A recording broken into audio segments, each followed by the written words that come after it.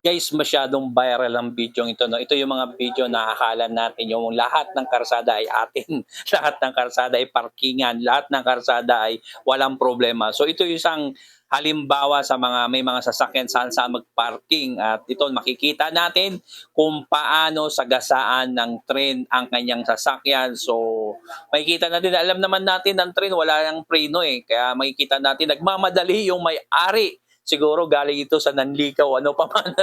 So, wala na tayong magawa diyan guys. Ito nabangga na ang kanyang bagong-bagong sasakyan. Di natin alam kung babayaran ito ng insurance o ano pa man.